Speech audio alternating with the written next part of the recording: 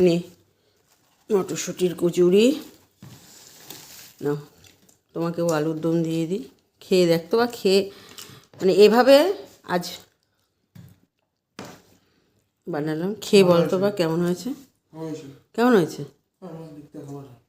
কচুরিটা ভালো হয়েছে।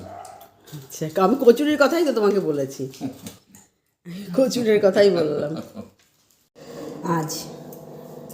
নমস্কার বন্ধুরা, আমি সোমা, আর আজ বানাবো পুরভরা ঝামেলা ছাড়াই একদম বানাবো মটরশুঁটির কচুরি। তো একটা নিয়েছি মিক্সচার গ্রাইন্ডার নিয়ে নিয়েছি, আর এখানে নিয়েছি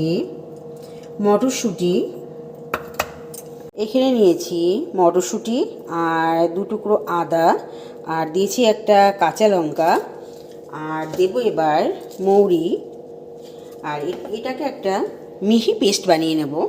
তো এবার দেব প্রথমে ময়দা, 200 গ্রামের মতো ময়দা দেব।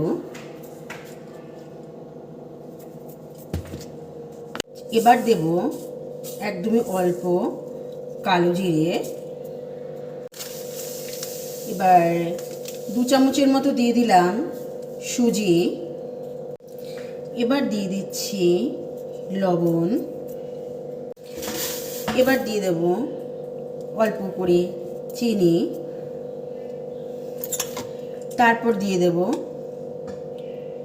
1 চামচ ঘি দিয়ে এটাকে বেশ ভালো করে এবার মেখে নেব। তো আপনারা চাইলে এখানে সাদা তেলও ব্যবহার করতে পারেন, তো আমি এখানে ঘি দিচ্ছি। তো ভালো করে এবার এটাকে মেখে নেব। তো এটা আমার ভালো করে ময়াম দেওয়া হয়ে গেছে, আর এই যে এরকম মুঠ হচ্ছে এরকম হয়ে গেলে যখন হবে তখন এটা আমার মাখা কমপ্লিট হয়ে গেছে।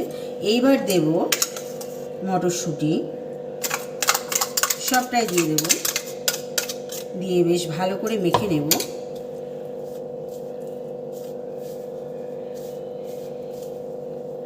ভালো করে মেখে যখন জলের প্রয়োজন হবে তখন জল দেব এর মধ্যে। এবার একটু দিয়ে দেবো সাদা অয়েল, দিয়ে এটাকে বেশ ভালো করে মেখে আধ ঘন্টার জন্য রেস্টে রেখে দেব। ফাইনালি এটা আমার মাখা হয়ে গেছে, আর এটা খাওয়া হবে আলুর দমের সাথে। আলুর দমটা আমার রান্না হয়ে গেছে, রান্না করে রেখেছি, আর এটা এবার গরম গরম ভেজে খাওয়া হবে, আর আধ ঘন্টা এটাকে রেস্টে রাখবো। তো মাখা ফাইনালি আমার পুরো কমপ্লিট হয়ে গেছে, তো আধ ঘন্টা রেস্টে রেখে দিই। পুরো রেডি। ফিরে আসলাম আধ ঘন্টা পর, আর কড়াইতে বসিয়েছি তেল, আর এই যে এখানে টিস্যু দিয়ে রেখেছি, এর মধ্যে রাখবো ভেজে তুলে তুলে।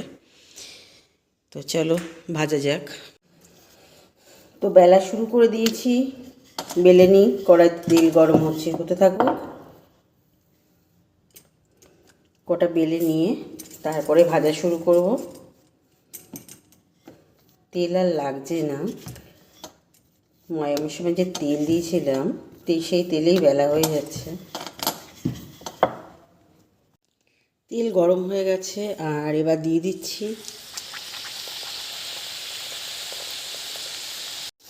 তো ফুলছে খুব সুন্দর লুচি, ফুলকো ফুলকোভাবে।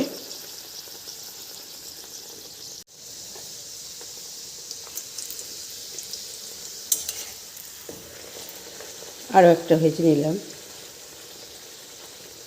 সুন্দর লাল লাল হচ্ছে ভাজা।